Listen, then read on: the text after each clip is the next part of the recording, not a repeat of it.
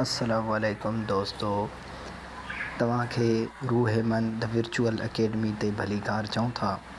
अॼु असां सिंध यूनिवर्सिटी जी बाक़ाइदा खां तयारी शुरू कयूं था। सभ खां पहिरियों असां जनरल साइंस 2013 जो जेको हिसो हुयो जंहिंमें 20 सुवाल हुया उनखे ॾिसंदासीं। पहिरियों नंबर सुवाल आहे बायोलॉजी इज़ द डैश। सवाल कुझु अहिड़ी तरह सां लिखिया आहिनि जीअं नोट्स हुजनि। ऑप्शन न आहिनि ॾिना जीअं वक़्तु बि बचे, सुफ़ो बि बची पई ऐं सम्झण में बि सहुलाई थी। बायोलॉजी छा आहे? नेचुरल साइंस, इहो ऑप्शन हुयो। बायोलॉजी कुदरती साइंस आहे। Sound is transverse mechanical and longitudinal wave, पर हिते जेको ऑप्शन सही आहे उहो लॉन्गिट्यूडिनल वेव आहे। बक़ाया जेके ॿ ऑप्शन आहिनि उहे ग़लति आहिनि, इहे ग़लती सां लिखिजी विया। आवाज़ हिकु लॉन्गिट्यूडिनल वेव आहे।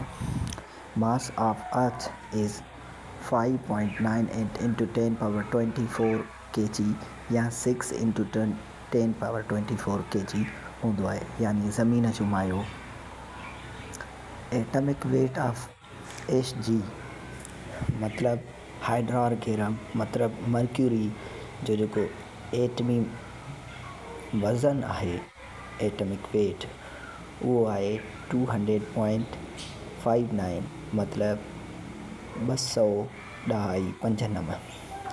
Xylem and phloem are the conducting tissues. Xylem ऐं फ्लोएम कंडक्टिंग टिश्यूज़ आहिनि, यानी हिकिड़ी शइ कंडक्ट कंदा आहिनि, चूसींदा आहिनि हिकु जाइ तां पोइ ॿिए हंधि पहुचाईंदा आहिनि। इहे कंहिंमें मौजूदु हूंदा आहिनि? प्लांट्स में। CH3COOH is a formula of acetic acid. Acetic acid जो फार्मूला आहे CH3COOH। लुइस पास्चर साइंटिस्ट हुयो, साइंसदान हुयो, पर कहिड़े क़िस्म जो? माइक्रोबायोलॉजिस्ट हुयो ऐं केमिस्ट हुयो। Amount of substance is measured in मोल यूनिट। अमाउंट ऑफ सब्सटेंस खे असां मोल में मापींदा आहियूं। हू इन्वेंटेड रेडियो? रेडियो खे कंहिं दरियाफ़्त कयो? मार्कोनी दरियाफ़्त कयो। मार्कोनी साइंसदान जो नालो आहे। Very small and very large quantities are expressed in exponential notation. हिकु अहिड़ो ख़ासि तरीक़ो जंहिंमें असां नंढे मां नंढियूं मिक़दार ऐं वॾे मां वॾो मिक़दार ज़ाहिरु कंदा आहियूं, उनखे एक्सपोनेंशियल नोटेशन चइबो आहे। जीअं मथे थियल आहे मास ऑफ अर्थ जो 5.98 × 10⁻24 kg। Unit of frequency is hertz. Frequency जो यूनिट केतिरो आहे? उहो आहे हर्ट्ज़। फ्रीक्वेंसी छा हूंदी आहे? वाइब्रेशन पर सेकंड। सेकंड में केतिरी वाइब्रेशन थिए थी। Cholesterol is an important precursor in biosynthesis of hormones and vitamin D. Vitamin D ऐं हार्मोन्स जो जेके अबा ॾाॾा आहिनि, जंहिंमां इहे ठहंदा आहिनि प्रीकर्सर या ख़ाम मटीरियल, ख़ाम मवाद, जंहिंमां कचो मवाद, जंहिंमां इहे हार्मोन्स ऐं विटामिन्स ठहंदा आहिनि, उनखे कोलेस्ट्रॉल चइबो आहे। Chemical formula of methane is CH4। तव्हांखे ख़बर आहे जेका आम गैस घर में इस्तेमालु कंदा उन में 98% CH4 हूंदी आहे, मीथेन हूंदी आहे। तॾहिं हिनखे नेचुरल गैस ऐं मार्श गैस बि चयो वेंदो आहे। उनजो केमिकल फार्मूला CH4 आहे। Expansion in length of solids on heating is thermal expansion.